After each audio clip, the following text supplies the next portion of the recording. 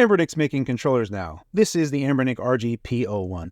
Ostensibly, they're going to be making more of these, and if they are, I would have a few considerations that Anbernic might consider, things that I would like to be improved, and maybe different form factors. We'll talk about that at the very end of this video. I think the first thing that we need to talk about is that Anbernic is saying that this right now on sale, and the sale is still going, is $15. Afterwards, it's going to go to $17. At $15, this would be an outrageous value. But that's not the total truth. In fact, when you go ahead and put it in your cart, you're going to see that there is a $1 worry-free charge there, which I don't know what that is for at all, really. But it seems to be padding with the coupon. So now it's a $2 coupon instead of a $3 coupon. And when we take a look into it further, for every controller you add, at least shipping to New York, you're going to be paying $12 at a minimum. Now, you would think, oh, maybe I'll just get 3 controllers and I'll just have to pay shipping once.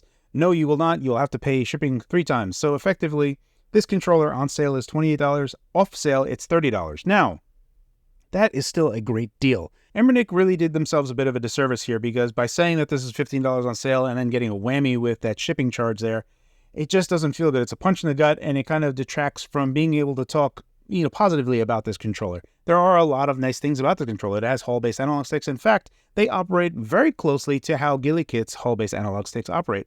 And it also has Hall-based triggers. Now, on a Switch Pro controller, now, mind you, I bought this a few years ago on sale for like $60, and that was a good price. Unfortunately, you can now get this for around $44, but that's on sale and it'll go up in price. So you're still going to be paying a lot for this, $14 more at best right now, so over what the Anbernic controller is going to cost you.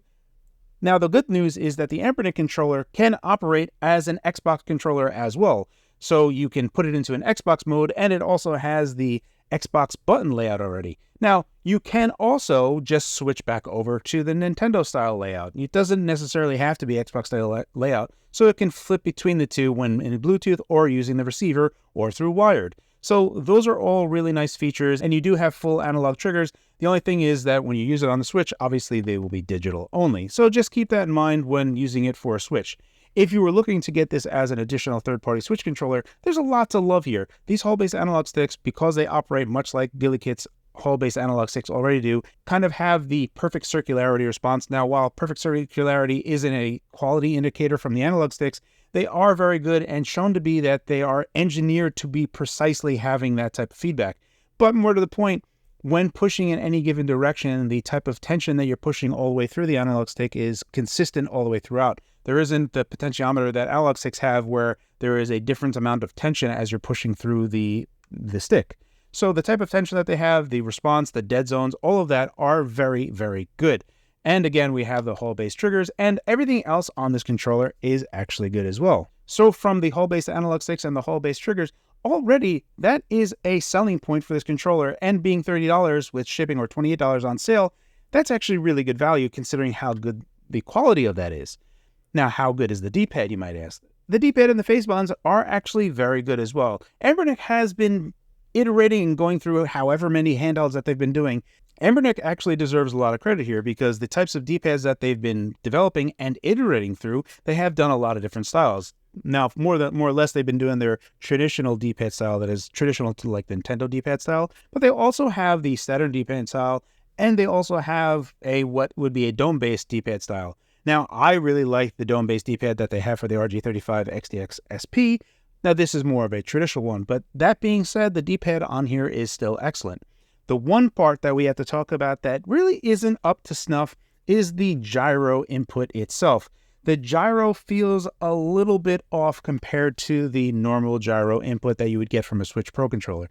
When looking at the gyro input itself, it almost appears that there is this stepping type of polling that is happening on the gyro output. When you're using gyro on the controller itself, there is a stepped appearance to it. You can see the judder that's happening on gyro. So if you were getting this specifically to have a third-party controller that you'd be using for gyro as well, that is one place that I would not personally recommend this particular controller, even though it is very inexpensive. Ultimately, what we wind up having here is a very Switch Pro controller with an Xbox button layout. Speaking about the button layout, by default, whichever connection I went with, either through the USB receiver, which worked on the first try, or Bluetooth, which also worked on the first try, is that it will default to the Xbox button layout. So if you connect to a Switch, you're going to have an Xbox button layout, which will be reversed. you can just switch this easily by pressing the turbo button on the front and then the face button, and then that'll switch the controller. You'll get a little vibration feedback, and then it'll be in the switch mode, the Nintendo mode, and then all the buttons will operate as you would anticipate them to being. Pairing this with a Switch is fantastically easy. The only thing you need to do is go into the Switch, go to the controllers, go to the pairing grip option, and then just press the pairing button at the top. And when you do that, it'll start cycling and then configure to the Switch itself. If you wanted to get multiple controllers and connect multiple controllers to a Switch, that works as well. And as you just add those controllers one by one, you can clearly see that if we take a look at the LEDs on the controller itself, it indicates what player number it is. So 1 is player 1, and 2 LEDs is player 2, and 3 LEDs is player 3. And we can see that as we cycle through them, the Switch also indicates that it knows which controller is being used at any given time as well. Pairing with the USB receiver is also easy as well. There is a button that will be pressed on the USB receiver, and that'll put it into a pairing mode on the receiver side, and then you can just pair it up to the controller, and then that'll operate to any particular PC, because at that point the PC is just going to think that the part that's plugged in is the controller itself.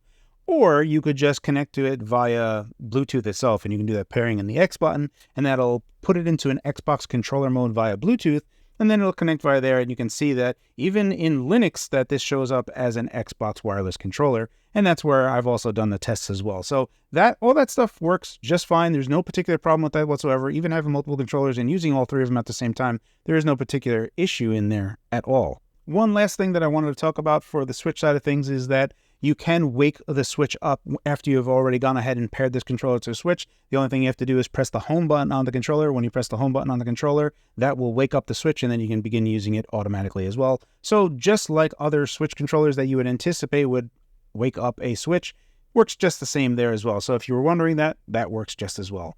Now, how does it operate on a PC?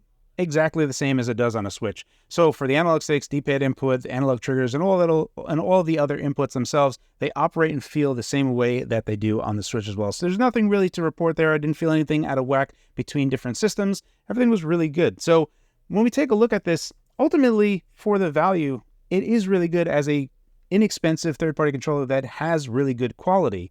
Some nitpicks that I have, some things that I guess would just be considered a wish list, because they're not really negatives towards the controller itself, but something that I just wish existed, and that is to put the instructions on the controller itself as opposed to being on a pamphlet. Just kind of condense all that down so that you can quickly and easily understand what type of pairing mode you need to do, what buttons you need to press, like the pairing in X, pairing and Y, depending on whatever you're going to connect it to, just so that you have something quick and easy that you can reference on the controller itself, rather than needing the instruction booklet, or if you throw that away, then needing to go onto the internet. The other bit is, while the USB receiver is really good, there is no place to put it, and I'm going to lose it. So I really wish that there was a caddy somewhere on the controller itself that you could put the USB stick into the controller itself somewhere, so that the dongle itself gets carried around with it. This is something that 8BitDo does a lot of times. In fact, I moved over and bought their 8BitDo keyboard, and you can see right here, they do the same type of thing. They have a spot that they put the dongle in and just have it a part of the, the unit itself. So everything just kind of goes together, and you're not going to lose anything. You wouldn't need an instruction booklet, and you wouldn't have to worry about losing the receiver as well. So those are like nitpicks that I have for the controller, but it's not really that big of a deal. But perhaps when the RGP02 comes out, they could make it for that. But if you were looking for an inexpensive controller, it is very good. Just anticipate paying $28 to $30 per controller at a minimum. That's it. I hope this video was informative. As always, guys, thank you for your time, and thanks for watching.